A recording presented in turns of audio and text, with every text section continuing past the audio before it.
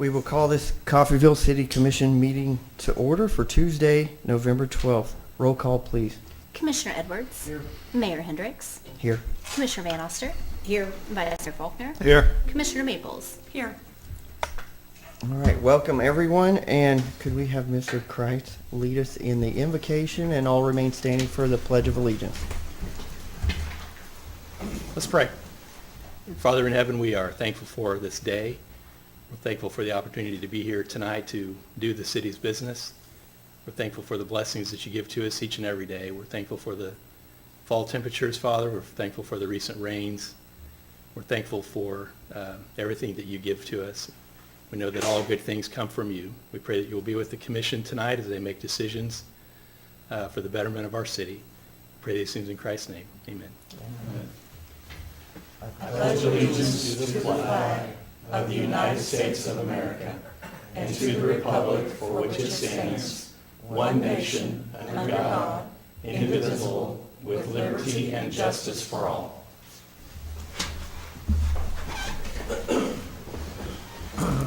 Thank you, Mr. Kreitz. Next up, we have a review of the agenda. Any changes? No. Okay, we'll move into the consent agenda, and we have the City Commission meeting minutes from last Tuesday, the previous meeting, Tuesday, October 22nd, 2024, and Resolution R-24-84, a resolution to authorize the mayor to execute a mortgage release in favor of Baroness Properties LLC, and the 2024 appropriation ordinance number AO-24-21 in the amount of $4,939,465.55. Highlights from the appropriation ordinance. All right. So we have Alger Martin and Associates for $26,360 for professional services. Asplin Tree Expert Company for tree trimming in the amount of $20,160.90.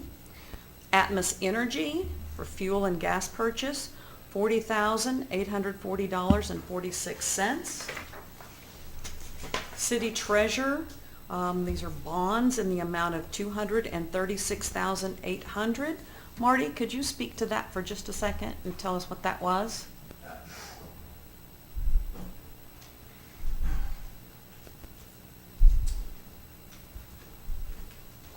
Could you make sure the microphone's on, please?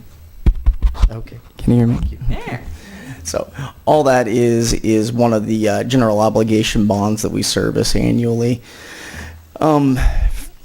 Just due to the way all of our bonds are actually administered through the state, and so all of our payments are done that way. So just historically, they've just booked that to the city treasurer. It's a naming convention only. So, but we're actually going to be, that is actually changing going forward. I'd actually had my staff go ahead and make that change. Actually, I think end of last week we actually discussed that. So, kind of interesting that you brought that up. So, Okay. Any other questions? No. Okay. Thank you. Thank you. We have Coffeyville Regional Medical Center for a sales tax distribution of $94,151.67. Corin, Maine, $20,084.58. Grand River Dam Authority for $2,886,833.80. Kansas Department of Revenue for taxes, $59,212.09. KMGA Gas Supply Operating Fund, $319,921. Meriton Health for health insurance and claims, $82,479.97. Telex for $18,905.07. And then our payroll in the amount of $580,330.34. Any questions? Nope, thank you. If there's no further questions, I move to approve items 1 through 3 of our consent agenda as presented. Second? Motion is made by Commissioner Van Oster, seconded by Mayor Hendricks to approve items 1 through 3 of the consent agenda as presented. Mayor Hendricks. Aye. Commissioner Van Oster. Aye. Vice Mayor Faulkner. Aye. Commissioner Maples. Aye. Commissioner Edwards. All right, next we have appropriation ordinance number AO-24-21A for purchases at Isham's in the amount of $39.67. Move to approve item 4 of the consent agenda as presented. Second. Motion is made by Commissioner Edwards, seconded by Commissioner Maples to approve item 4 of the consent agenda as presented. Commissioner Van Oster. Abstain. Vice Mayor Faulkner. Aye. Commissioner Maples. Aye. Commissioner Edwards. Aye. Mayor Hendricks. Aye. Next up, we have comments from the public.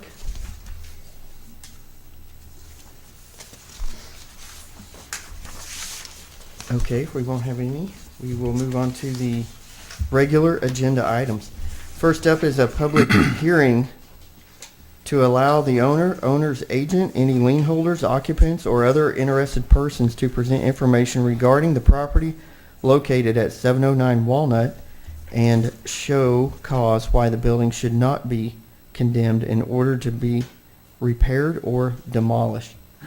City Attorney Paul Kreitz will make comments and answer questions. Thank you, Mayor, Commissioners. As we all know, the north wall of the building at 709 Walnut has been falling down and has caused damage to the old fire department building as bricks fall onto that building, and which has actually postponed the sale of that building while we try to address the issue with the condition of the wall at 709.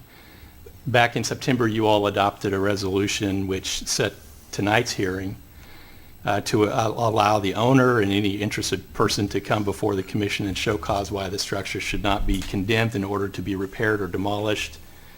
If this resolution that's on the agenda tonight is adopted, it will give the owner until December 31st as proposed to commence repairs or removal of the building, and work must be pursued with reasonable diligence thereafter until the job is done.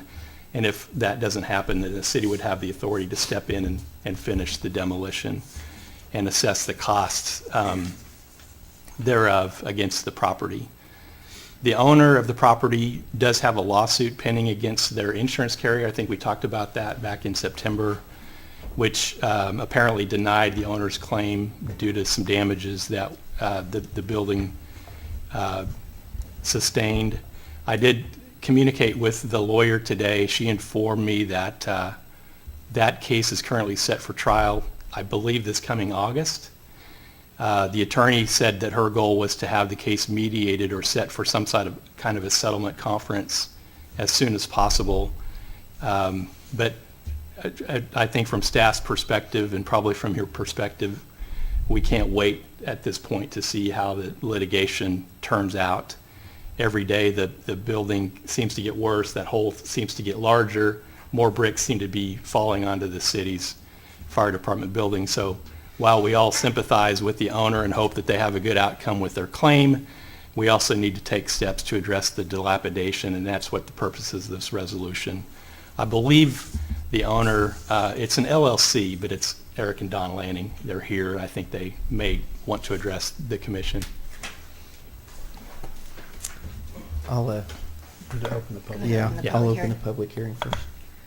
I will now open the public hearing to allow the owner's agent, any lien holders, occupants, or other interested persons to present information regarding the property located at 709 Walnut and show cause why the building should not be condemned and ordered to be repaired or demolished.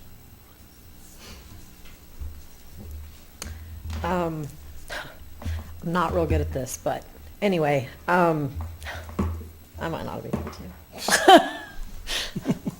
Should you give your name and address first of all? Okay. I'm Dawn Lanning, our, I don't even know, 111 West 9th Street, Coffeyville.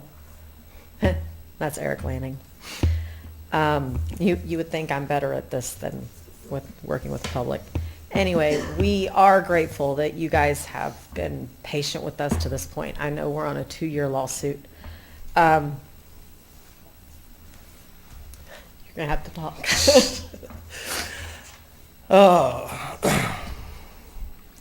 Well, like he said, I think he basically went over everything that our lawyer told us to tell today. She also said that our lawsuit should be in court in August.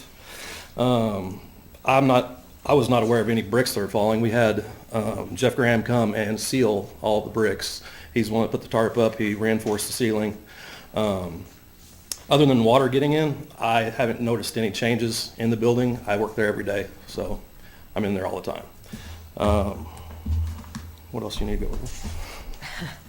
Well, I mean, we really just ask for a little more time. We are trying to get it to go. There are 3 parties involved, and 2 of the parties, us being one, is ready to go to mediation, and if we can't settle, have a judicial settlement ordered by the court, so that we can get this done. According to our attorney, the judge in this case even wants this settled. She wanted it settled a long time ago. And we can't get the third party in the lawsuit to agree. Would that be the insurance company? Yes. Yeah. Okay. Western World. And, I mean, we don't want it to go to August. We want to get it done now, but we are waiting on that. We do have a bunch of, I guess she said several briefing deadlines that are big briefing deadlines, she said, that are coming up shortly. And my attorney's Jordan Cartmel, and she's willing to answer any questions, because I obviously can't, but but I mean, that's really all we have. We're really trying to get it done as soon as we can. Yeah, and we're just kind of stuck. We can't finish it until really can't repair it until the lawsuit's settled. Our attorney almost guaranteed, he's got like 100% win rate, so I mean, he's very confident in the outcome of this, but it's just taking a lot longer than any of us anticipated. He put an 18-month deadline on it when we first took the case, and we're at 26 months right now. So we've had people interested in buying it. We never intended originally for it to be sold. I mean, he put a ton of work into that building, and he loves that building. It was his workshop. He does. But we've had people interested in buying it. I would love to sell it and let him, I mean, you know, at this point, since it's taken so long, I would love to sell it and get it taken care of, because we can't afford to. We have a lien on it, and we can't sell it because we can't pay the lien off. I mean, we don't have that money to pay it off. So We've heard 2 different views here. One is you're saying you want to repair it, and you're saying it can be repaired to. we've got estimates on getting it repaired. I think our attorney's estimates was $800,000. Was that right? Yeah, I think they came back with the what's that one called? The defense attorney was like 400,000 or something like that. So, I mean, it's just, I know that there's the wall that needs replaced or repaired. It's got some issues with the roof. I think they said there was 4 or 5 layers of roofing on it, which would be a major expense right there too. What are you seeking from the lawsuit? How much?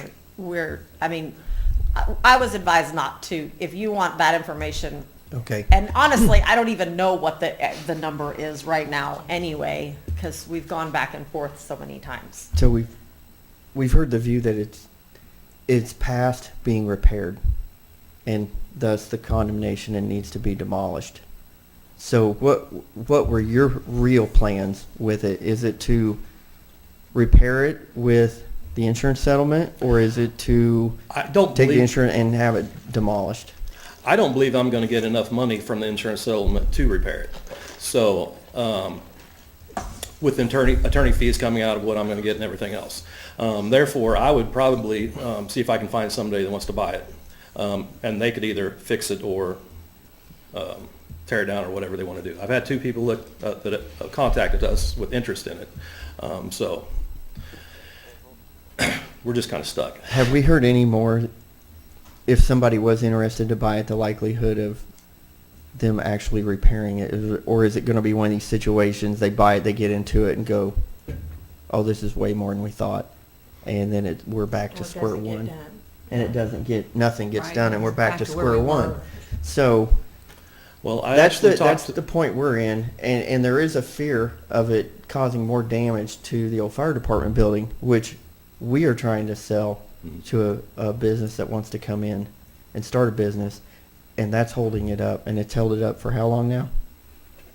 I think closing was supposed to happen in May. Yeah. Yeah, so And that's actually one of the gentlemen that I was talking to. I showed him around the building, and he's the one of them Okay. that's interested in that one too. When I talked to him, that was, I don't know, 4 or 6 months ago, he was interested in repairing it. He had some of his business partners come look at it with him. I don't know how extensive they looked at the repair costs or anything like that, but that was his plan. Have you had any contact with him since then? No, I know he's from out of town, and he would just stop by when he saw me working over there. I've talked to him maybe 3 times, so. All right. well, if it was him, there might be a better chance that it would be repaired and used, in my opinion. But I think we would need more information. I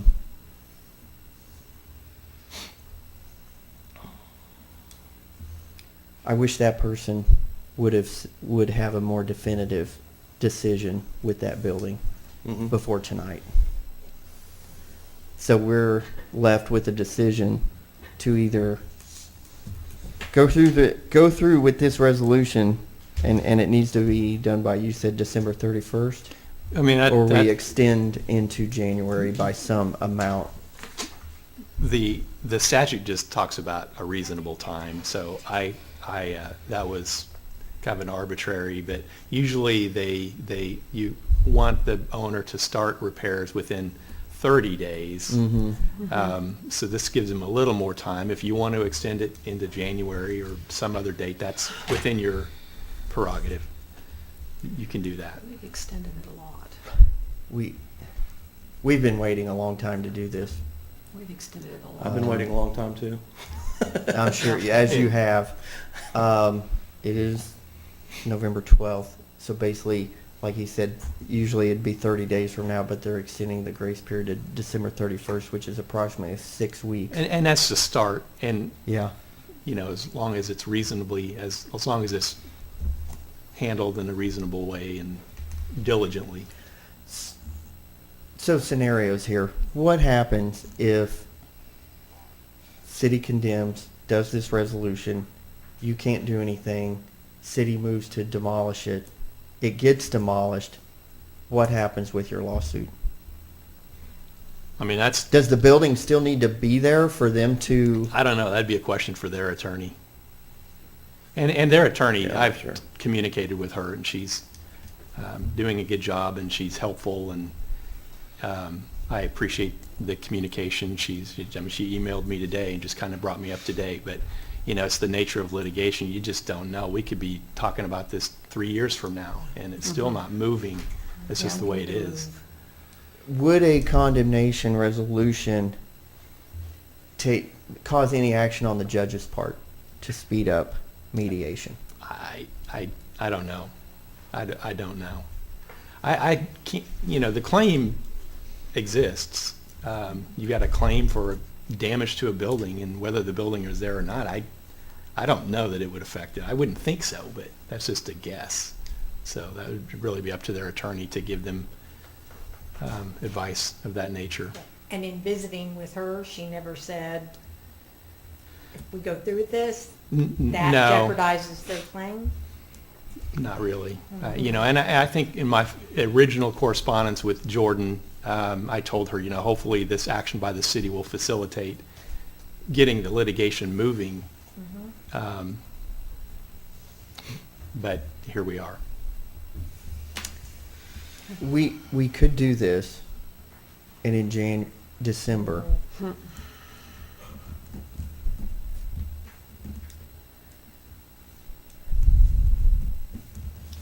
I just wish we had more information from you, but we need to move because it's been. Yeah, Ben, if we granted some kind of an extension, November, December, or beyond, what's your opinion that it would jeopardize the existing contract for the fire station?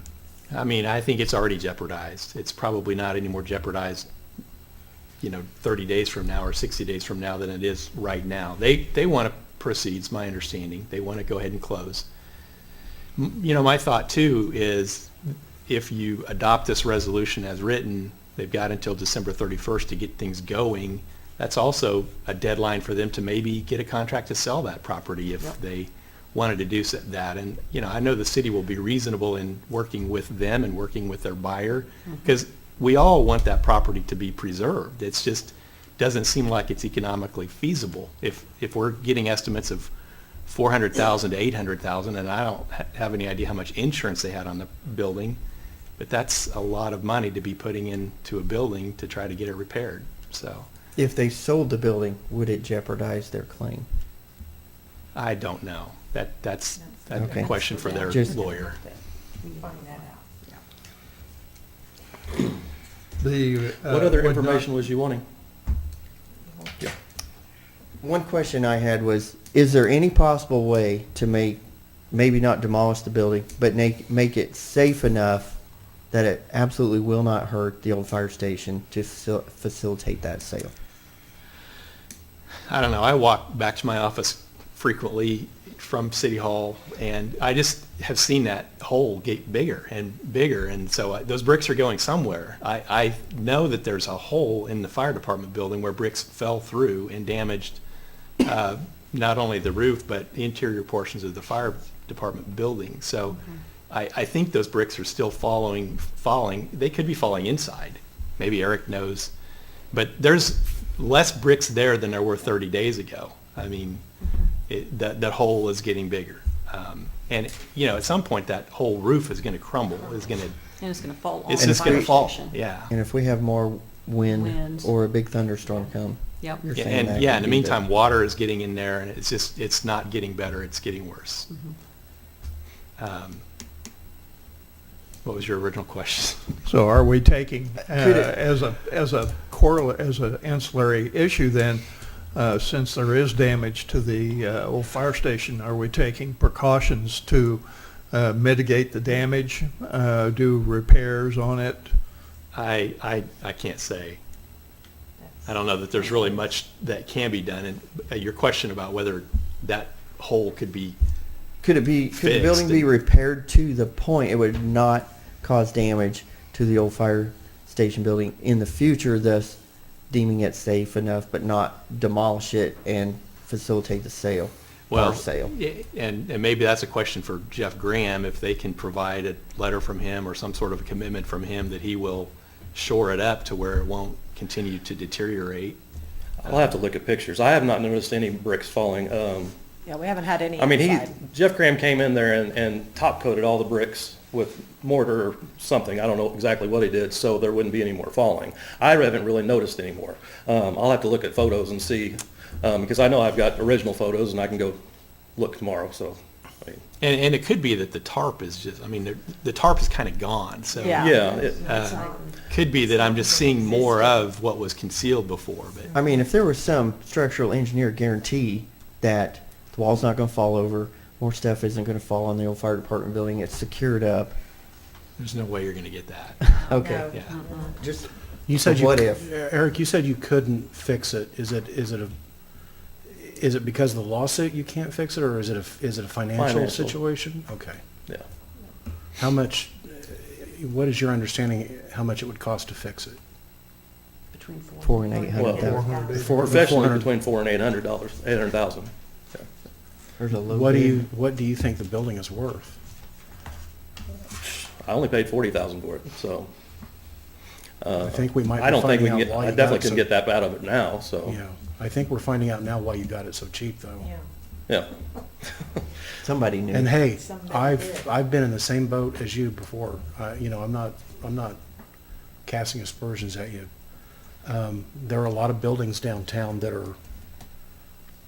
they're like a box of chocolates. You don't know what you're getting until you get inside of it and really, you know, get in the middle of it. Mhm. So I understand now what you all are up against. Where our hands are kind of tied in the sense that we have to do something. Mhm. And the sad thing is we're all stuck, you know, waiting on the people, you know, that you're involved in the lawsuit with, and we're at a point where we can't wait any longer. Mhm. I was just glad when that guy came and said he was gonna repair it, because it's a Yeah. neat old building. It takes a lot of money to fix up, so. And the $400,000 to $800,000 is for the whole building or just that wall? Just, well, that's to repair the building. I guess what I would be curious to know is how much it would cost to shore up that wall. I couldn't tell y'all. I'd have to get, I know we've got, don't we have a detailed statement of what everything's costing? I Estimate? know Jordan does. Yeah. You'd still have to do Our the attorney's roof. got a detailed estimate of what each thing The I'm roof's costs. not falling worried about into the, Roof. and The I roof's understand that falling. you can put a tarp over the roof. If the roof is not what's fallen into the fire department building. That's true. It's the wall. And that's kind of what I'm getting at. Yeah. So we can go ahead and pass this tonight because we really don't have a choice on that. But I would be interested to hear back from you before December 31st, what it would cost for the wall to be shored up. Well, I don't know if you could get that from Jeff Graham, or if he's got somebody that's got some structural engineering under their belt that they could look at it and give you a solid answer on that and an estimate, just to get the wall shored up, so Well, that's that was not what I was alluding to. yeah, so that we're not worried about falling into our property anymore. Mhm. And, you know, I think that's a good solution. that December 31st is, I mean, that's a deadline that we're setting. I'm not promising you, it's not outside the realm of possibility we could extend that later. I'm not promising that could happen, but our hands are kind of tied at this point. We can't have as you know, on 9th Street where you guys live, there were several structures there that had bricks falling off the front of them. And the property owners, I mean, we had to move on those property owners, and they had to fix those situations at least enough that the bricks wouldn't, you know, hurt people walking in the front doors, and they're in the process of doing that. In fact, I think they might just about be done finally getting that taken care of, but, you know, I completely understand what you're up against, and I hate it, because you guys have been pillars in the community, the business community downtown for a lot of years, and this is just a really bad situation for everybody involved. And Staying on it. your insurance company has really thrown a wrench into this. I can't work it Oh, I know. for a day. So, walk I- away for you a know, few days and then come back. We It's gotta we be don't have a steady. choice. There's a public safety issue at work. It's not just the fact that we've got a company that's wanting to buy the building next door, but it's contingent upon the safety of their structure. No, it has to I mean, I'm be sure you can understand that. work on it. You wouldn't want a building next door to your restaurant going. that's falling in on your roof. But hopefully what we do tonight will help you guys maybe get the judge in your case to kind of push things along and get some, Immediately let them know what's happening. get them to move. Tomorrow. Yeah. Your Oh, I'm lawyer, calling my the attorney judge. tonight. She Okay. already told me to call her. Okay. Okay. Did you have anything else you wanted to add tonight? I don't. I Would you want like to make sure you anything? guys get a chance to say everything you want to say. I'm so sorry that you Yeah. guys are in this situation. I really am. We do appreciate both of you for being business owners in this community and such good citizens of Coffeyville. Thank you. Thank you. Thank you. Thank you. Does anybody else I want will, to speak? anyone else want to speak to this issue specifically? Okay, Jim Name Taylor. Oh, Yeah. sorry. Go ahead. He knows the drill. Jim Taylor, I live in Tulsa, but all of you, I think, know me. As everybody probably knows here, I've been interested in the property, and after listening to all this, I want to ask a question to the commission, and, you know, for the owners and myself, of course, maybe in the long run. So if they come up with a resolution or an issue to keep the building from falling in until they get it settled, would that be permissible? That would You- show you- progress. It would show progress. It'd have to be You talk continued about a progress. solution to hold the wall. It would show progress, first steps, and it would, Okay. again, continued progress, Continued as Okay. said, Have to see- Okay. Yeah. Okay, but that's- they're that's- stuck in the lawsuit, I just right? want to. Okay. Yeah. Well, it's best for the owners to, Yeah. I think people are going to tell them it's going to be best for the building to be standing there to collect as much money as they can. Well, and that was my question. Right, If the- right. If the building gets demolished, Right. does that affect Right. their claim? And that's what I'll talk to them about after the meeting. Okay. I have an idea, and I All just right. wanted to make sure from you before I vested that time, wasted our time, but I just did one of these in no water, been through the same thing, so just the last couple of months, actually. A different different outcome, but anyway, I'll work on it with them after the meeting. I just want to make sure that they have that option after you make your choice tonight. Okay, Okay. thank you. Thank you. Anybody else? Okay, if not, I will now close the public hearing. We will now move to Resolution R-24-85, a resolution finding the structure described herein to be unsafe, dilapidated, and dangerous, and directing such structure to be repaired or removed, and the premises made safe and secure as set out in the body of the resolution. City Attorney Paul Crichton. I don't really have any additional comments other than to just clarify on the second page of that resolution, it does say that the owner would have until December 31st, which is determined to be a reasonable time in accordance with state law, to commence rehabilitation or demolition of the structure and make the premises safe and secure. So it's not really necessarily coming up with a plan, and of course we'll work with them if they do come up with a plan, but that's really like getting in there and starting to make the repairs, and then diligently continuing with that process until it's complete. Yep. All right. But- Any other questions, comments, commissioners? No. If there's no other questions, I move to approve Resolution R-24-85 as presented. Second? Motion is made by Commissioner Maples, seconded by Mayor Hendricks to approve Resolution R-24-85 as presented. Vice Mayor Faulkner. Aye. Commissioner Maples. Aye. Commissioner Edwards. Aye. Mayor Hendricks. Aye. Commissioner Van Oster. Aye. Don and Eric, as soon as you all find out what you could get that wall fixed for, will you let the city manager know? Or me, somebody? And we can move from there. Okay, I appreciate you thank guys you. coming tonight, thank you. Yeah. Next up, we have an executive session to discuss matters deemed privileged in the attorney-client relationship. City manager, do we have, how many minutes? Commissioners, I think 30 minutes would be appropriate based on the conversations to be had and the questions that are going to be on there. I don't know how you want to proceed, Mr. Mayor, if you want to go 20 and extend later, but I foresee that going at least 30 minutes with the amount of questions we've had on the subject in Okay. prior executive You want to do a sessions. full 30? That's good. 30. All right. I will 7:35. move to recess to executive session for consultation with the city attorney regarding matters that would be deemed privileged in the attorney-client relationship as permitted by KSA 75-4319B2 to include the city manager, city attorney, city clerk, director of finance, and representatives from Coffeyville Regional Medical Center for a period of 30 minutes to reconvene in the commission room at 7:35 p.m. Second?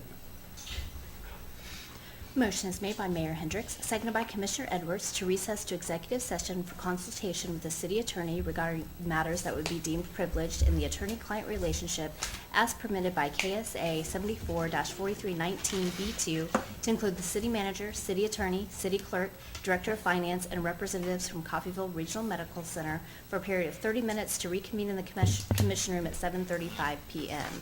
Commissioner Maples. Aye. Commissioner Edwards. Aye. Mayor Hendricks. Aye. Commissioner Van Oster. Aye. And Vice Mayor Faulkner. Aye.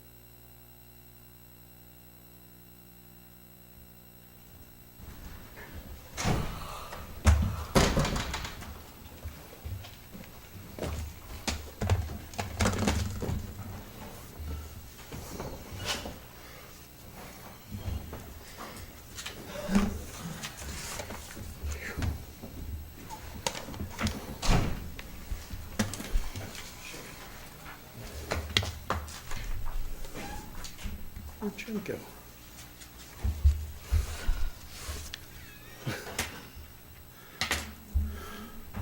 We're gonna have to assign a steward to him. Keep track.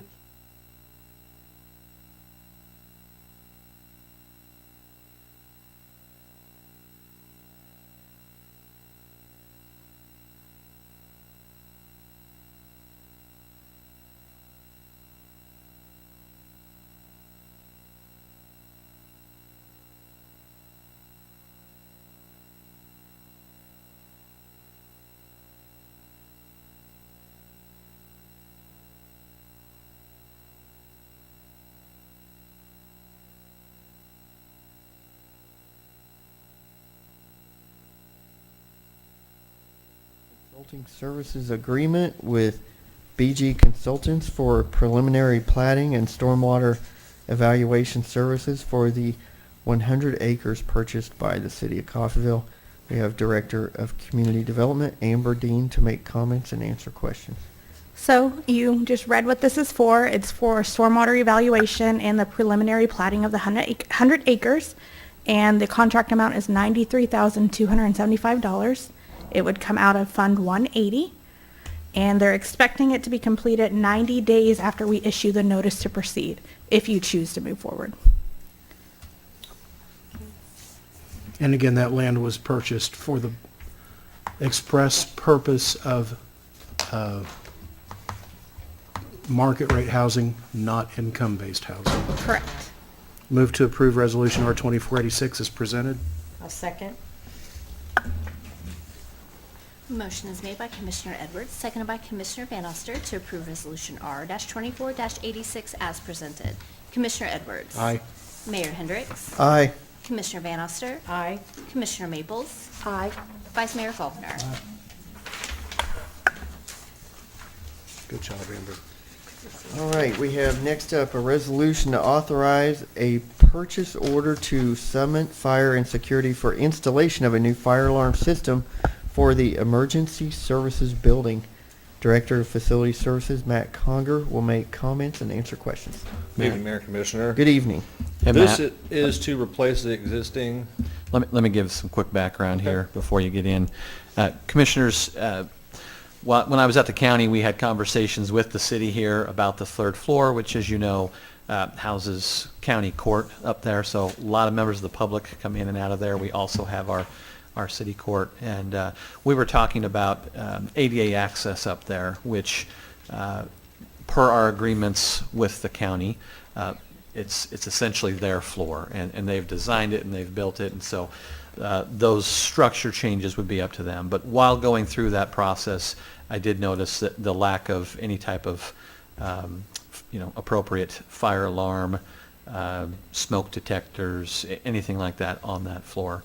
And so having that conversation and kind of pass that to Matt, this is going to be that evaluation, why specifically the third floor.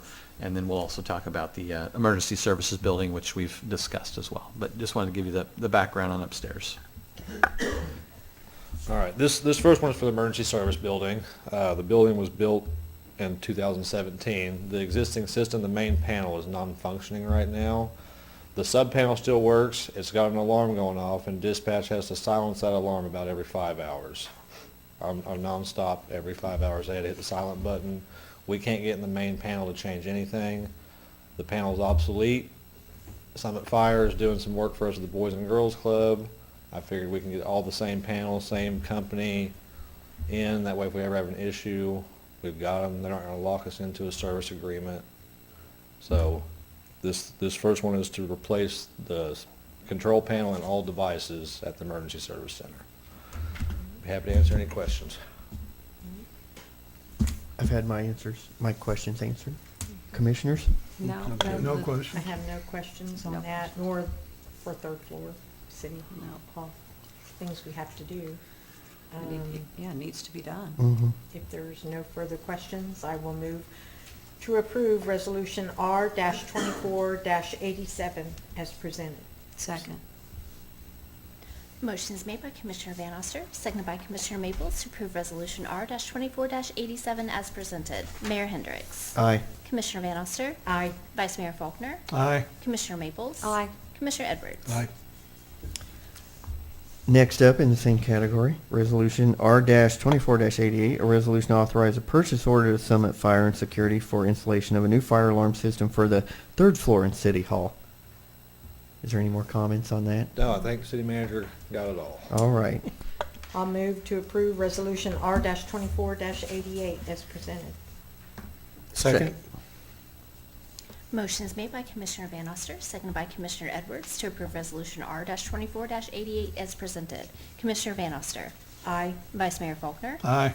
Commissioner Maples. Aye. Commissioner Edwards. Aye. Mayor Hendricks. Aye. Next up is Resolution R-24-89, a resolution to authorize a real estate agreement between the City of Coffeyville and Sterling of Pittsburgh County LLC for the property located at 1102 and 1104 West 10th in Coffeyville, Kansas. Director of Facility Services, Matt Conger, will make comments and answer questions. These lots are some that the city has owned for many years. Mr. Corvallis is the owner of that LLC. He's approached us and he wants to build a 3,800 square foot duplex there, more of a higher end duplex on the lots, and I believe that we should let him do that. If anybody has any questions, I would answer them. Would the two properties be combined into Correct. a single? Yes. If you look at Okay. your All right. Map, it tells you the map that. shows it. Yeah. I like that with the garage separating the two. I think that's nice. We have a few other similar around town, so. Yeah, they're good. They're good. Mhm. I'll move to approve Resolution R-24-89. Second? Motion is made by Mayor Hendricks, seconded by Commissioner Maples to approve Resolution R-24-89 as presented. Vice Mayor Faulkner. Aye. Commissioner Maples. Aye. Commissioner Edwards. Aye. Mayor Hendricks. Aye. Commissioner Van Oster. Aye. Thank you. Thank you. Thank you. Matt.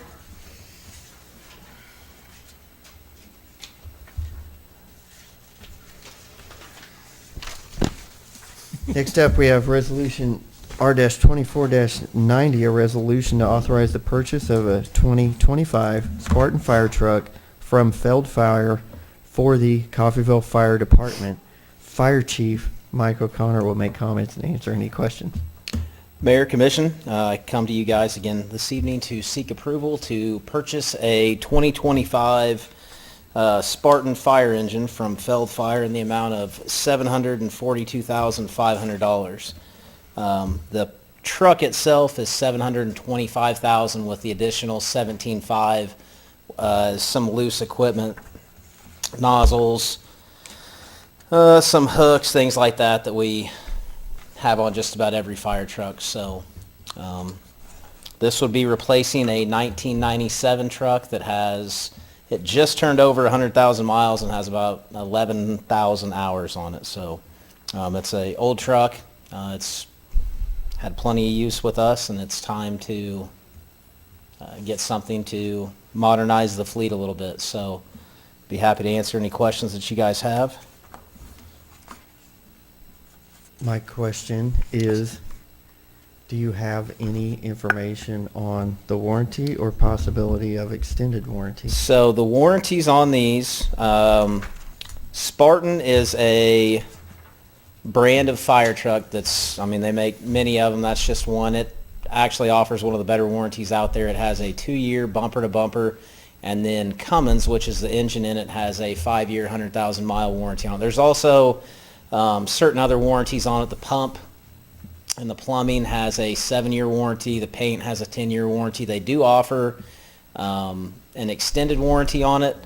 I spoke to the salesman today. He stated that 5 years is as far as they go. If you wanted to get a bumper-to-bumper 5-year warranty on it, would be probably an additional $30,000, which, and this is coming from the salesman, he said he would not recommend it because there's a lot of things that it covers anyway. But just so you have the information that's out there, because it's broken into so many different parts. So the chassis is made by a certain manufacturer, the cabin chassis is, the engine's made by Cummins, and then Spartan Motors takes the body and then manufactures it with a separate pump. So there's a lot of different pieces that are in there and components that go to it. I don't think it's a bad thing if we wanted to pursue that, but that's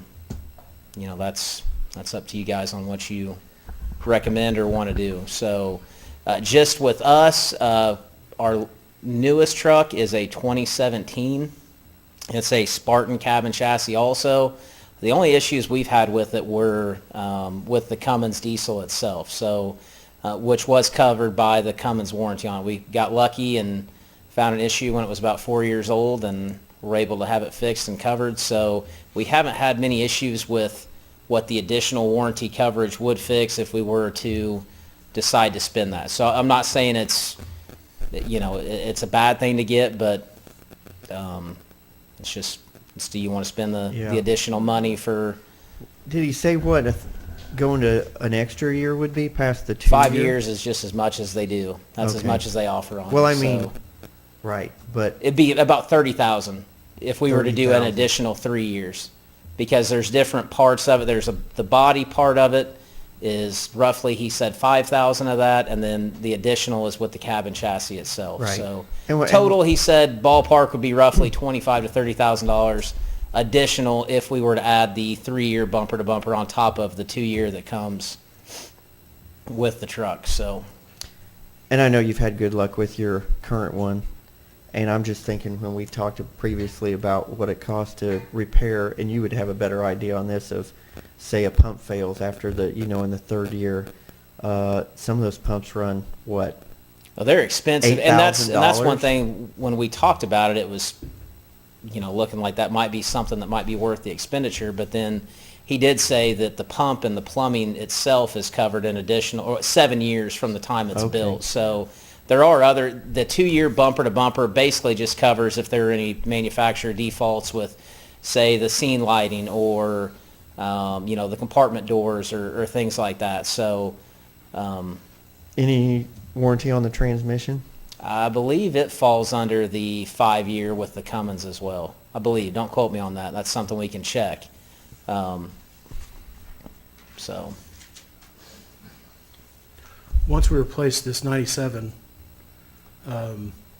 what's the next big piece of, what's the next apparatus that we have that would need to be replaced? probably 2032, 2033 is when we would need to start looking at the national standard, which I think is a very good practice that we would benefit from starting to look into, recommends 15 years for frontline service, 10 years as a reserve truck, and then after 25 years, they're cycled out of the fleet entirely. So again, that's just a recommendation, doesn't mean we have to follow it, but where we've got now with some of our trucks, we keep them so long that there's little to zero sellback with them just because of the age of the apparatus. So So quite a few years before we'd have to buy another truck. yes, yeah, you'd be looking probably, and the reason that we were pushing this one the way it was, and I failed to mention this when I spoke 2 or 3 meetings ago, so the federal government, the EPA has gotten their hands on the diesel engines, and not to get into a political ordeal or anything, but they have a new diesel emission standard that's getting ready to come out in all diesel engines that's going to be mandated by 2027. Most fire truck manufacturers have already started to push this through. The sales guy told me so this is a stock model truck, which means they took certain specifications, built it with a common truck that many people want as far as the engine size, tank size, pump size. This is the last truck that'll have the current diesel emission engine in it. The next one that he has in line to be built, which will be delivered in early 2026, has an additional $90,000 to $110,000 upcharge just on the diesel engine alone. So a substantial amount of money that we're saving by getting this now versus waiting a year or 2 years down the road. Not to mention the increased cost in general. Yes.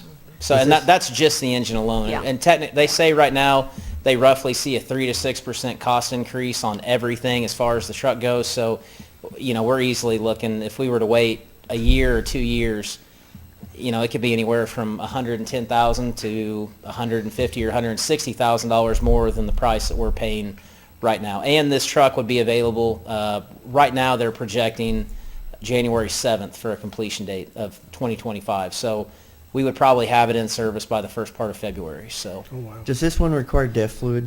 yes, Yes. yes, That's too bad. yep. Okay. So, They pretty much all do now, don't they? yeah, that was one. If you remember the aerial that we purchased from Salina, which we actually went out and inspected it a week and a half ago, and it is a very, very nice truck for its age. But being it's a 2009, it's pre-def. So it has no DPF sensors, which that's mainly what we've had issues with in our 2017 is just the diesel emissions and the filters and the sensors, and so, but yeah, this one unfortunately will have DEF in it, so. Okay. I'm good. Mr. Mayor. Oh, Just want to address a few things. There's people that are listening at home. Obviously staff is here, commission is here, so this is to address everybody within this. I have held Mike's feet to the coals to get information. We have gone out and we've looked at several used options, and we've shared and discussed those, and even a work session on what we've looked at. We've gone out and we've looked at refurbishment of the current vehicle and got dealer recommendation that it just was not in a condition it could do that. This is not a political decision. This is not a union-led decision. This is not a decision because I had to, convince Mike here to be the chief and we would do something, right? It's none of those. And how we are looking, we being city manager and staff at this point, is on all equipment and all services that we provide, and making sure that we have adequate equipment, that we put into place capital improvement programs. You've seen the sheets on this particular engine, which has met those minimum requirements to go and switch. And to that point, we have dates for the next two engines based on National Public Works standards of equipment that we're using and operating. And I expect that Mike went and attended a fire chiefs association meeting, and we'll continue to do those things and learn the process for taking care of our equipment. We're doing this in every department. We're looking at every department. This is not unique or special. We did just buy a used aerial truck. And so just to comment to those who may say, well, why another one?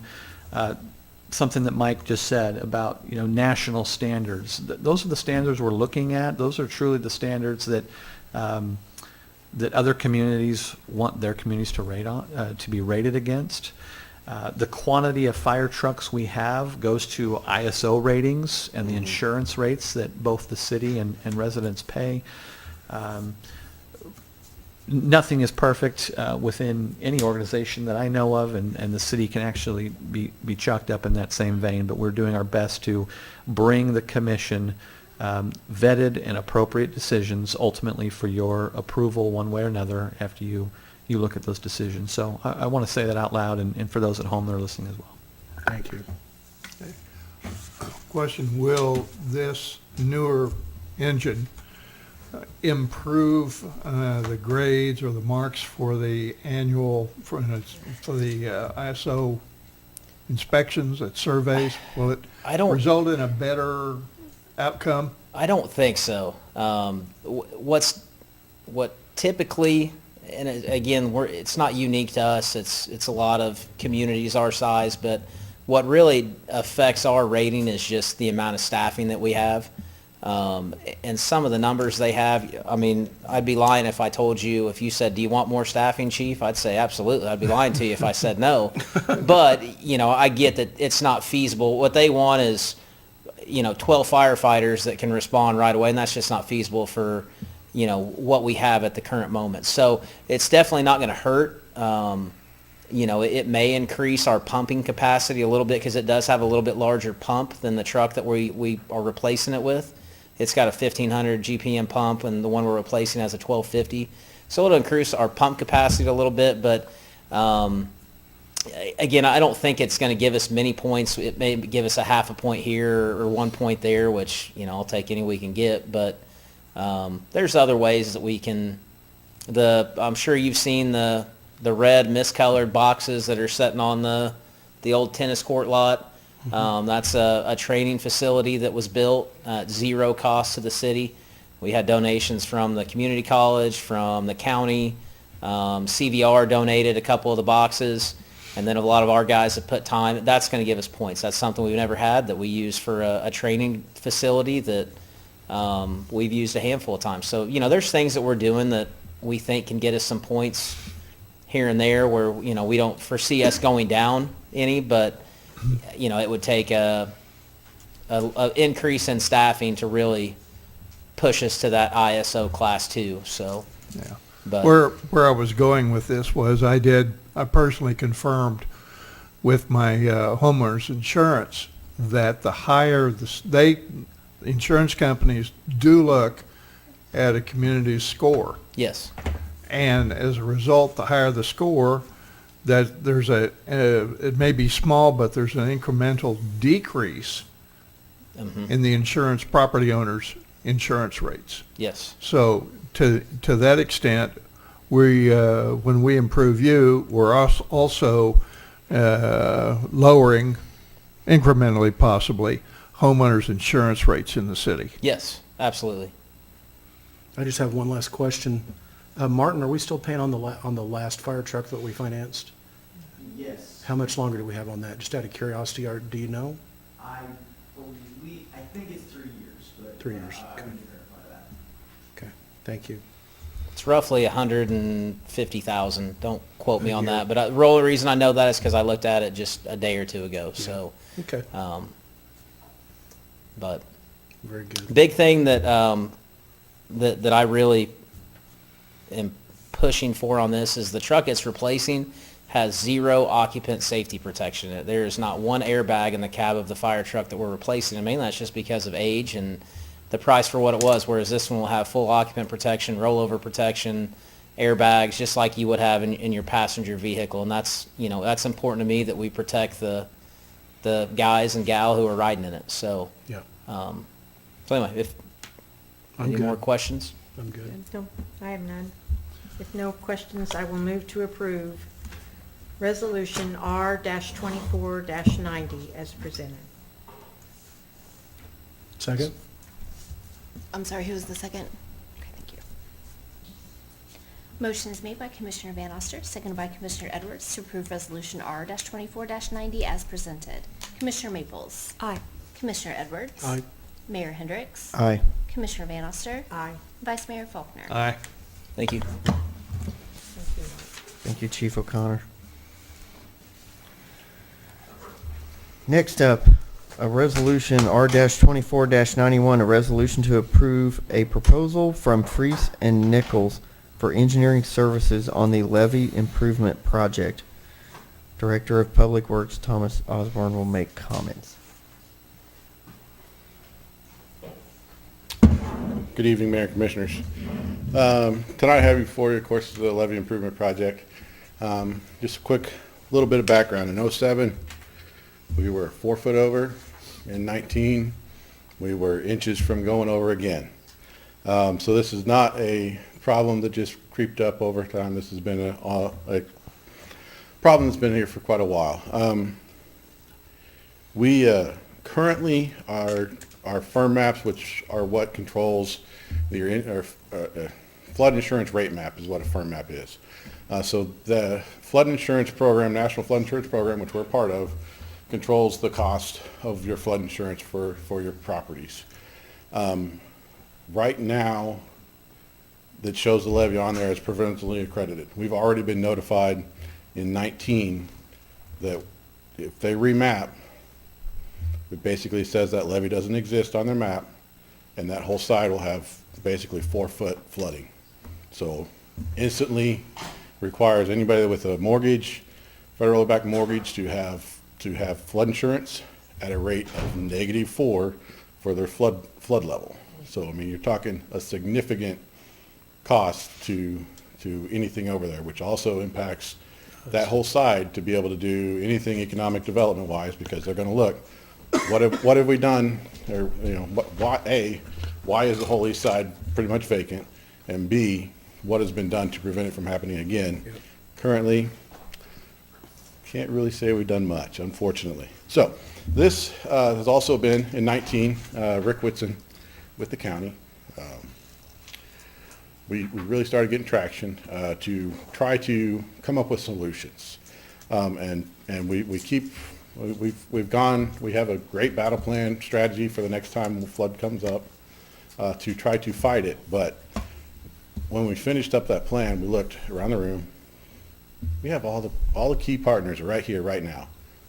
Why should we stop? We don't want to stop. Okay, so we kept going with that plan until we hit a wall. And this is what this is really about. The wall that we've hit is we need numbers. We need hard numbers that we can go for and say, hey, this is what we need it for. This is what it's going to cost. This is the value engineering that's been done. This is the best, cheapest, economically sound solution for our levee. And so that's, like I said, we're at that point. And that's really what this proposal with Freeze and Nichols will grant us. At the end of that, we'll be able to know what we need to do to get that levee to meet its accreditation status so that it does stay on the flood maps moving forward. And so this of course, we'll be working with Freeze and Nichols. We did receive I believe it's risk grant that also will provide some additional flood H&H. We were not aware of being able to receive that grant before we sent out the RFQs, so there will be some changes potentially with the proposal number. Mostly it would go down. I'm not going to say it's going to go down 150,000 because again, that 150,000 is strictly for H&H. It can't be used for some of the other things that would be needed. Basically, our next step, if approved, would be to have a meeting with Freeze and Nichols and Risk Map together to kind of go over and finalize, iron out everything so that we have a solid project and get to where to get that started and get that number that we all need, because we've had state senators, we've had the Corps, we've had FEMA Region 7 here in this room, and that's where we're at. We need that number. So Wade Anderson with Freeze and Nichols is here tonight. If you have any questions for him, I'd be happy to try to answer any more. Actually, I have a question. Actually, it's more directed towards our commissioners here at the end of the dais, Commissioner Van Alster and Maples. Was the levy part of the December discussion that you took part in Washington? Yes. Is that part? Yes. Yeah, I didn't go. Okay, you didn't go. No, but I knew, I got All feedback right. from what So happened. there was Oh, yeah. there was some positive, indicated at least some positive support in that We met arena. with Yeah. Senator Moran personally. All right. And then he came here. And then he came here, yeah. He's Okay. been to talk here. about it. And so that's my question. I know I've already had a few discussions with the city manager about this, is back then I thought the understanding was that the Army Corps of Engineers, the state, entities were basically taking care of this. And now we're seeing we need to spend roughly $750,000 to get an engineering study on a plan. Yeah. And then from there, I don't know what the estimates were. They were in the 20 million range. I think we were rough estimate of 20, it was a swag. It was with a little bit of padding for the 20 million, and that was for 4 foot. That's the big ask for just to get accreditation and meet those status and make sure that levee stays on the flood. And as flood I insurance understand is it, significantly smaller. this engineering firm would get the plan, but the Army Corps of Engineers oversees the work or most of this? No, not necessarily. They could. So here's kind of the situation that when I came to the city, there was a meeting that Rick Whitson and Thomas put on here in this room. And yes, you've got Senator Moran's people saying this is one of the top, if not the top, issue that he's concerned about. You have federal agencies, our state agencies, all in the room. When we got to the end and Rick Whitson said, well, Ben, do you have any questions? I was a little bit exhausted by this 2-hour meeting with no action. And essentially everyone's been waiting for this kind of a report. What do we really need? That does not mean that work hadn't been done. And maybe, Thomas, you can mention some of the engineering that has been done and what we have determined that brought us to The Corps this has done some H&H work. and they've done a little bit of kind of, 1,000-foot level possible solutions. The core process to even get started to say, okay, let's move forward with something like this is going to be 2 years for a feasibility study, if not more. Okay, once they come back and say, okay, yes, it's feasible, now they'll start this. You're talking 6-7 years after that, we'll have this number that we're requesting, because it's just they Whereas don't. if we do it, we can do it. So you're talking, you're risking, FEMA could come by tomorrow and say, hey, we're changing the flood insurance rate maps. Just because, again, they've already, like I said, in 19, they came and they told us, your levy does not meet accreditation status anymore. It's showing, but as soon as we go and redo our firms, it's gone. So my understanding as well is that there are a few options for funding this at different levels of these different agencies. And part of the which way can we go is understanding what is it going to take? What is it going to cost? What is the best option, whether it's lifting the bridge, dredging, raising the levee 4 feet. Those are the questions that have not really been answered. We've got some H&H studies. We know where there's some really hot spots right at the bridge, which causes some of your biggest issues. And we've done the studies that if it floods again, where does it go and why? There's a lot of avenues to take. There's Kansas Department of Transportation, and we've been told that they've been going and looking at bridges like ours and retrofitting because of issues similar to this, and we can chase that down. We do have the Corps of Engineers. We've got these different regions. We have the, at the state level, at Moran's level, being able to push. Of course, that stuff is entered into bills that are 700 pages, right? So there's a lot of work and effort that can be done, but this really is the linchpin to get all of those things moving, to have the conversations move, for people to know. Senator Moran's office talking to me, it's like, well, we just don't know. Like, well, how much is it? There's guesstimations across the board on that. Would future grants have a possibility of paying this amount back, or are we just out on this? I think we're just out unless there's something special. We're just out. Yeah. Unless something special came through, but. Okay. But it sounds like money we need to be out in order to. Well, that's what my question Get our, was. Yes. If it's out, it's out. We've got If to we- get these, we've And got to let's- get it done. Let's talk about the reality in not only Coffeyville, but our county. I was up at it's not community development, it's the, what was that group today? Who brought the state group, which is the Rural Prosperity Group, came up. And we talked about all these different things in counties across the state. And as we start pushing questions, what we hear is what Montgomery County has going for it is to start Bartlett Bean Plant, unlike anything else in the state and region. And the development that is now piggybacking off of that development. And so one of their pieces of advice to us is that every single grant you write, any funding you look for, over and over again, the economic development impact that thing has on the growth that is here and coming to both this county and the city. And those things, Commissioners, as you know, in conversations are very real in the future of growth here. And so I don't want to say, no, there'll never be any funding, but essentially what we're saying is if we go spend $750,000, that will get us access to greater money, help us along that path to do so. Sometimes you just have to do it, like it or not. Well, and I was just wondering if part of the grant, sometimes grants do that, if you did a study to try to get the grant, they pay back what you spent to get there. So in Nothing this particular case, right now. So, Nothing in so particular if right we now. do this, when can that be started and how long will it take to do? We had a preliminary schedule was in the packet that was included. Did I miss it? Sorry.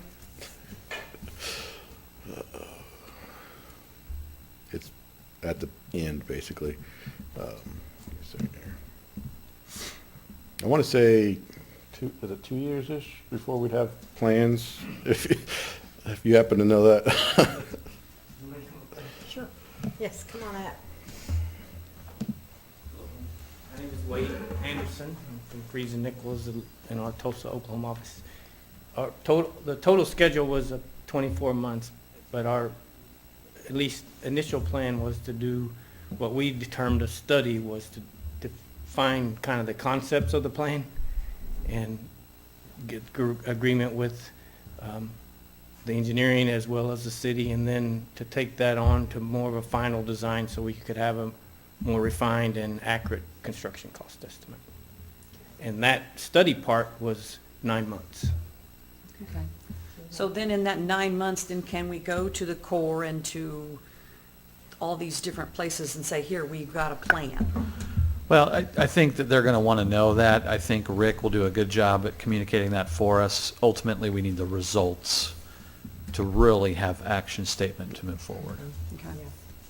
And look, this is, as Thomas mentioned, right, this has been going on since 2019 at this point, where everybody's been pulled in the room and working on this. So we're 5 years into this already, and that's what I determined at the point was that, again, the linchpin of the city didn't step up and say, you know what, we just need to pay for this and get this done because it affects our city.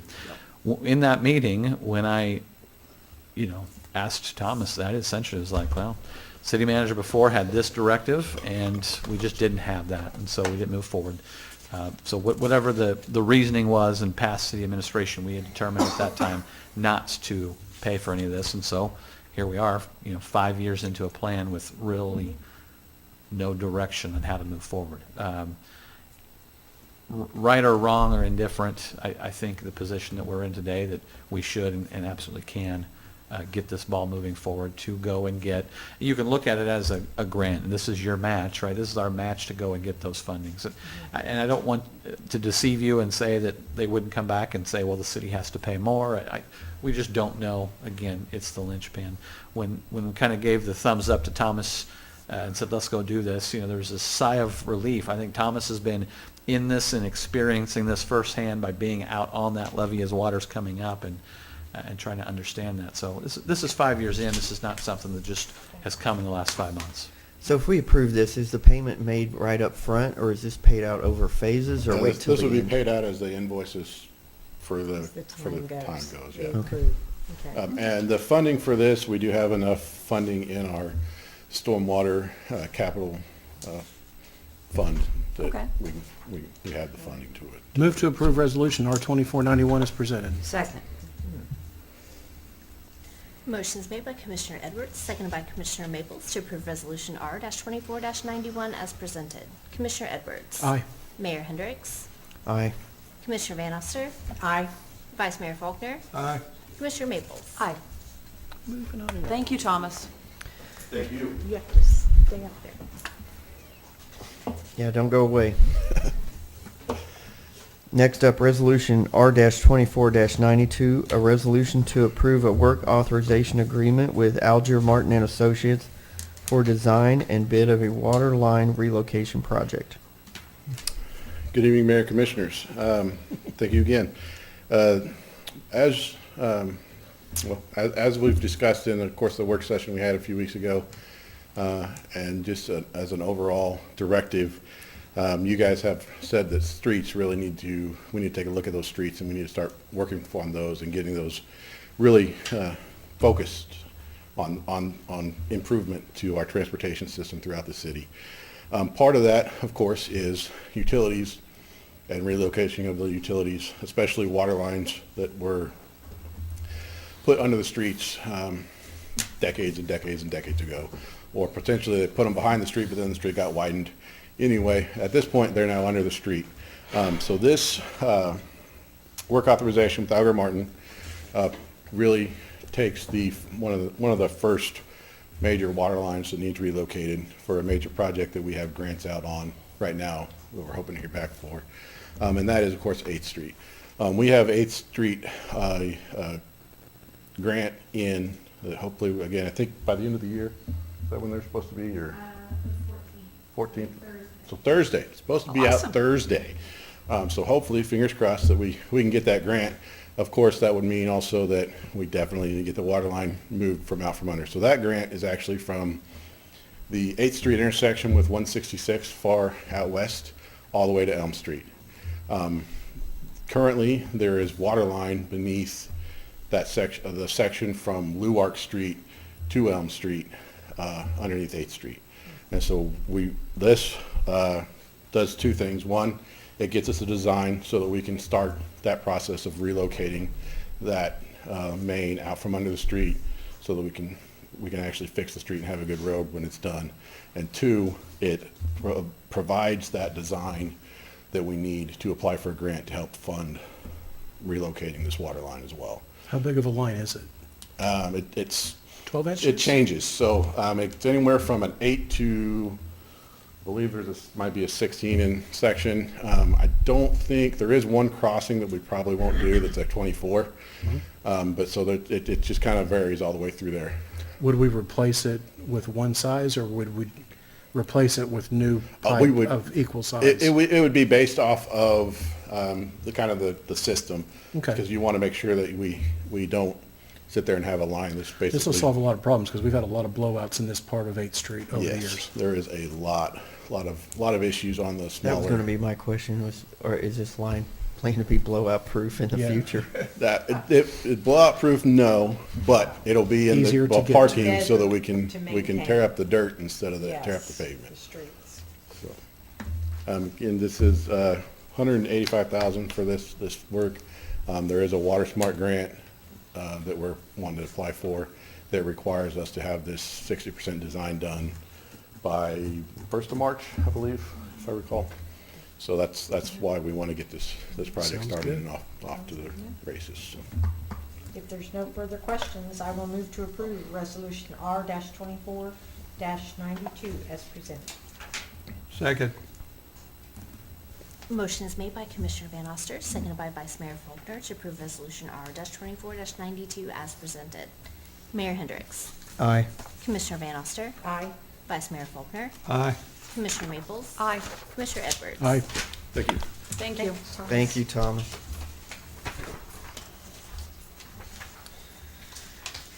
Next up, Resolution R-24-93, a resolution to approve payment for the construction of a rodeo office at the fairgrounds for the Interstate Fair and Rodeo.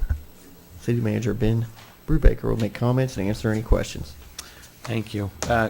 Commissioners, we've had conversations about the fairgrounds and how I look at the fairgrounds as really an opportunity that we have not taken advantage of as much when we talk about sales tax in our community, and 33% of that sales tax comes from outside visitors to our community. The fairgrounds presents an opportunity to continue to increase that number and to bring people to Coffeyville. The fairgrounds, to me, is something that is really sets Coffeyville apart, and of course you're aware of that with the Interstate Fair and Rodeo, the Fair Association that is often out there and managing a lot of this. Our agreement with them goes back to 1914, where they deeded over property for the fairgrounds to the city. And then again in 1940, they deeded the remaining property over. Since then, the city has bought certain parcels around the fairgrounds to get the fairgrounds to the size and condition that it is today. Those fairgrounds went through the flood, and they're still standing. The rodeo office specifically was tore down this year. It was just finally in a condition where it needed to be tore out. And so the fair board went out and found a temporary one of those temporary sheds and used that this year, with the plan to build a new rodeo office out there. So this will be a metal building similar to the building that's already out there. Metal buildings are excellent for agriculture, and so are brick buildings, and they look much nicer. Yeah, they're more expensive. So we're trying to go the economical route here as well as functional. So this building, if you think of the fairgrounds, there is essentially I'm going to call it, I don't want to call it the parking lot, it's the parking lot. It's where the animals are kept. That's where the rodeo pens are. That's where they do a lot of the parking in there, where the lineup for different events come through there. So it's beyond those. It's beyond the fences that are there that you really can't see into the yard. That's just south of the rodeo arena. So that's where the building will be located. Current plans is a 60 by 40 building, which is a little bit smaller than the current metal building that's out there that's used beyond just rentals that the Fair Board uses in their designated window. Conversations with the Fair Board, and I've gone out and met with them on a few different occasions. We're obviously talking about the entire scope of the fairgrounds and how the city can operate and how it can better operate that. We're looking at much more significant projects out there, but this project today, the Fair Board came and said, look, our agreement says that we can build buildings out here as long as we have the consent of the commission. And my feedback back to them was that these are the city's fairgrounds. I really believe the city should be tearing out and rebuilding its infrastructure rather than get into the habit of letting them continue to build, and really to increase that partnership on what the city wants to see done out there. And so I proposed in conjunction with that board that the city pays for the construction of this building, that the Fair Board manages the construction of it, of course, under the support of both myself and our building inspector, Matt Conger, in that process to make sure that just your standard ordinances and code is followed for the city. They intend and have already got a lot of commitments on some in-kind services and material, and so it may be that this cost is not hit. And so with the determining factor there that if there is any funds that are not used, that be returned to the city. But I anticipate that with the cost of those in-kind services, we'll come in pretty close there. The Fair Board is prepared if it does go over to cover that amount, but we don't believe it will do so at this time. Any questions? I have none. I will move to approve Resolution R-24-93 as presented. I'll second. Motion is made by Commissioner Van Oster, seconded by Commissioner Maples to approve Resolution R-24-93 as presented. Commissioner Van Oster. Aye. Vice Mayor Faulkner. Aye. Commissioner Maples. Aye. Commissioner Edwards. Nope. Mayor Hendricks. Aye. Got no problem with the building. I am done building metal buildings. Sorry.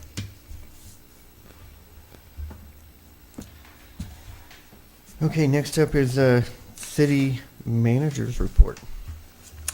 Yes, City Commissioners, just a few things quickly. Last week and into the week before, we had some issues with transformer for CRNF, and so they were without power for a little bit, half power, lasted about a week and a half. We did a lot of evaluation on that transformer. My understanding is we've had issues with that transformer in the past. That's one of the reasons why we are going out in conjunction with CRNF to replace those transformers. We had some specialists come in on our end. CRNF brought some specialists out to evaluate that transformer. Did some maintenance on it, but really didn't determine any particular issues when we went to fire it back on. So we're continuing to watch that transformer. The timing of new transformers is not until 2028, both on getting the transformers and then being able to install them at the appropriate time for CRNF. So that will continue to be a transformer we watch very carefully, and hopefully it can last through that period. But if you did hear about those power outages, that was going on. There's the transformer. CVR is having its, I want to call it flip, but I know that's the wrong word. Turnaround this spring. So we've had an initial meeting out there. We expect more meetings in January to prep the community, but we do want to say that out loud. This is a springtime, anticipating March or April. This is one of the big ones for CVR. So, nearly 3,000 contractors. It sounds like this town's gone through those before, so they'll know. Everybody, those restaurants, load up on your barbecue sauce and ketchup, French fries, make sure you have all of that. And we're looking forward to having all those folks here and spending dollars in our community and helping keep CVR in a working status. fire truck that we're going to be replacing.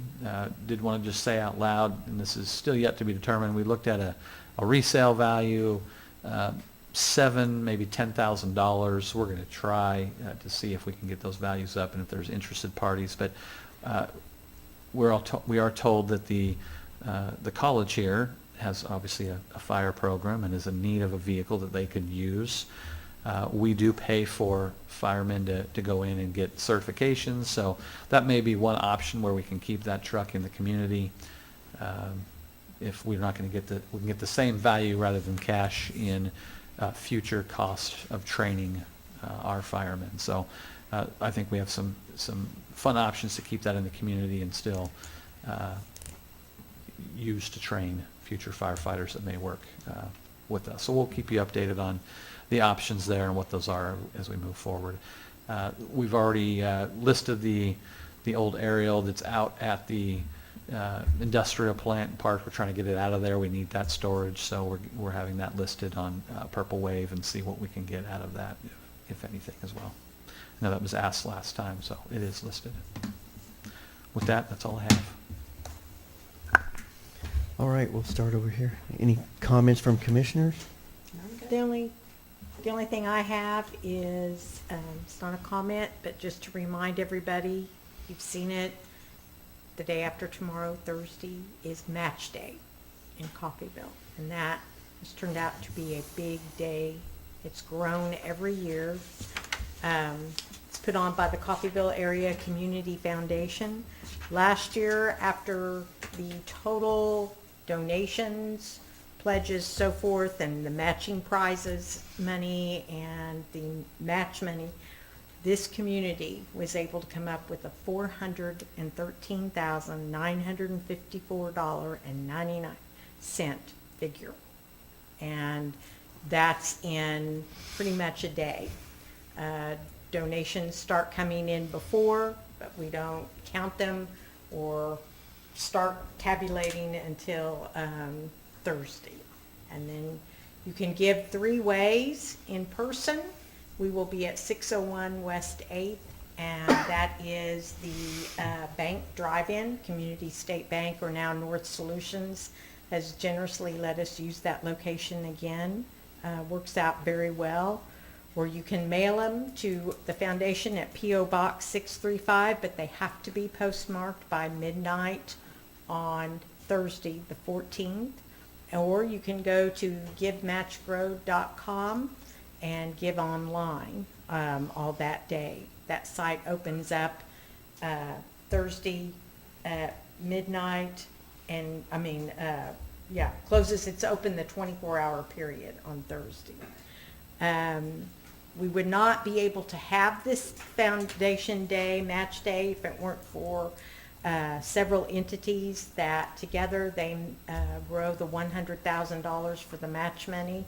That is the Pratt Family Foundation, the Bernard and Effie Joe Wade Family Fund, the Patterson Family Fund, of course the Coffeyville Area Community Foundation itself, and then the Dr. David and Lynn Bumgarner Family Trust. So without all of those partners, this day would not really be able to happen. We have, last year we had 26 nonprofits participate. This year we are so happy we're up to 32. And each one of them has a very definite goal in our community of what they want to do. And all of them do that. So starts Thursday at, to come into on 8th Street to the drive-in, 7:30 a.m. and we'll be there till 5:30 p.m. And it's a very, very significant day. It has grown each year that we have done this, and we're looking forward to it. So it's just a wonderful way to help Coffeyville out. Commissioner Van Aster, the tennis courts are Yes. on that list. Yes, The they are. Coffeyville Foundation has opened up a fund because they said they have members of the public that wanted to help contribute to Yes. that. So donates to the tennis courts. Yes. And go to the foundation's Facebook page, and all of that information is on there. and they've been highlighting each nonprofit the past couple weeks. And then some of those nonprofits have done their own advertising. I noticed you were there today for the Coffeyville Historical Society, because they play a dual role with the Brown Mansion and the Dalton Defender Museum. And so their volunteers have been on there on videos kind of explaining some things. And there's been some other ones too. But it's just a great day. Very good. It makes you really appreciate Coffeyville and what all our citizens do. It's amazing what can be done. That's all I have. All right, thank you for that update on Match Day, and I believe the foundation has a good website too you can go to and find that information as well. I wanted to give a personal shout out and a thank you to all of the different community organizations that helped celebrate Veterans Day yesterday. And for all those veterans, both living and those who made the sacrifice, I wanted to say thank you for the participation in the different programs that took place around the city. Thank you. First and foremost, I want to thank the voters of Coffeyville who voted last week and passed our city sales tax extension by almost 66% vote.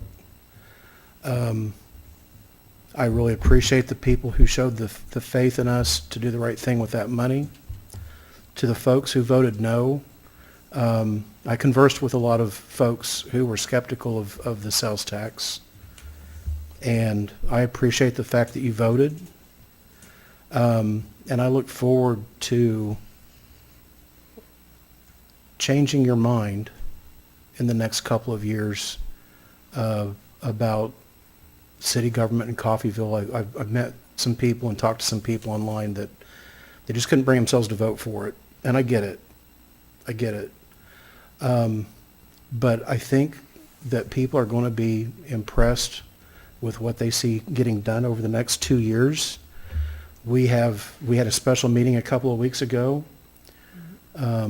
We gave the city staff the green light on over $10 million worth of city residential street projects and $5 million plus of water line replacement projects. The mode of operation going forward is, as we resurface streets, we're going to try to get the water lines out from under those streets before we resurface them. Therefore, we're not going back and digging up newly resurfaced streets.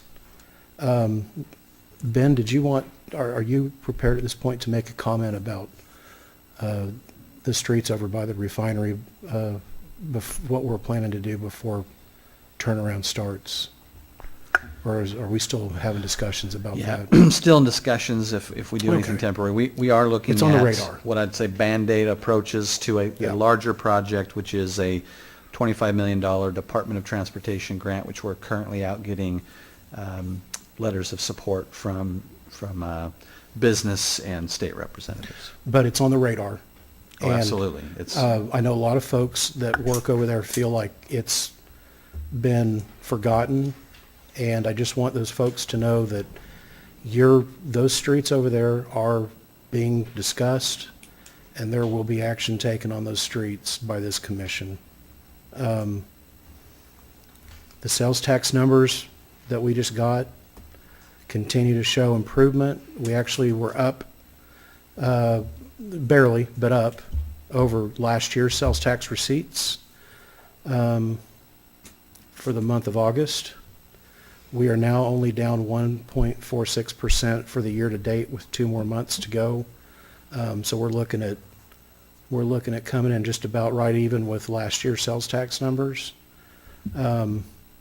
And of course, next year will probably be an up year because we are having the turnaround, and those folks come in here and they spend a lot of money in our community.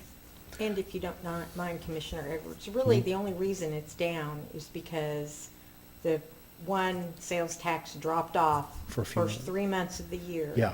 And then restarted in Yep. April. So we lost that generation for 3 Yeah. months.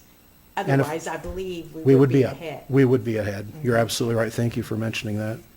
A quick question for our staff. I know we looked at a lot of different street projects around town. Are we going to go in and do spot projects in places like the 100 to 300 blocks of Poplar, the 200 to 300 blocks of North Edgewood, places like that where there's significant upheaval of the curb and degradation of the edge of the blacktop because of the trash trucks? Are we going to go in and try to cut those out in the spring? And Yeah, what I'd say is,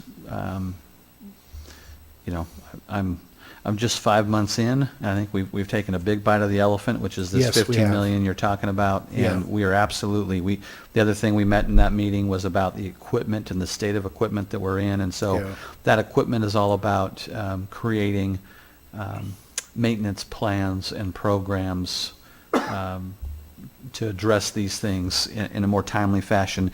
The biggest action that we have taken is to, our public service crew had been a catch-all at the city, and we're removing that responsibility from them. We've established a parks department that will be very much parks focused, but a lot of those other catch-all things that the city needs, as well as a facilities department, so that that public service crew can go in and we can build appropriate maintenance plans to match the construction that you mentioned. So just to look at that, we've got construction, which are oftentimes grant-based. They're large dollar, large ticket items. We try to plan those multiple years out in advance because of grants where we can get it in 2025. We're just moving forward to get some of these projects going.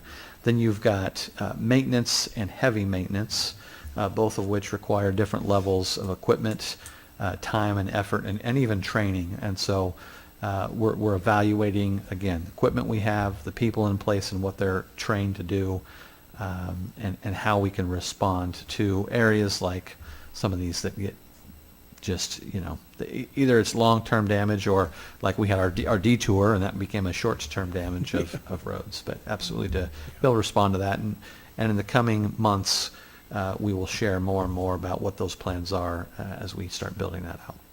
very good. That's all I have. Thank you. Okay.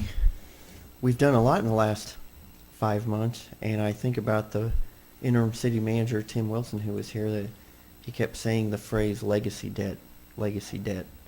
And what he meant to that was things that have been needed to be taken care of for quite some time are being taken care of. And that would be a plan for the streets. This fire truck is one plan for water line relocation, many other things, too many to list. But I'm glad we're making great progress on that. And I think we have a very good year ahead of us to make big improvements to Coffeyville. And again, when I was commissioner before and when I'm commissioner this time, every decision I try to make is based on, would that make people want to stay here? Would that make people want to live here? Would that make people who work here but don't live here want to move here? And so just those things is what drives each decision for me. Oh, can I say one more thing? Sure. I know this, as a commission, we struggled on the CID tax for the west side or whatever shopping center. But I am glad that we went ahead and did it, because that entity, the owners of that place, they have lived up to what they had said they would do, and I imagine they have more to do. But they repaved, the whole lot. I think they have new lighting. They worked on the building where Beals is, and they It had a opened this week. fantastic Mhm. opening this last week. We did. And which Coffeyville showed up for them, and I believe it was very good. And it was great to go by there in the evenings when I would leave the store, and that parking lot would be full. Okay. So I'm just hoping, whatever else they have planned and to come in, I think it will help everybody else that's already there, but that just shows you something that CID tax, has done and will help them to carry on. Yep. Because I know it was, huh? Glad you two talked me up. Oh, we want shopping. Plain and simple, we want shopping. I hear you loud and clear. And this is great. It's a good store. It It's a is. very nice store. Just good Shop things local. to come. Shop Yes. local, That's that's right. Last things, we have some board reports and minutes that are listed in the back of the agenda packet. Does anyone want to review or go over those? No. No, okay. No. I will, any other comments, statements? No. I will move to adjourn. Second. Motion's made by Mayor Hendricks, seconded by Commissioner Maples to adjourn. Can I see a show of hands? Thank you.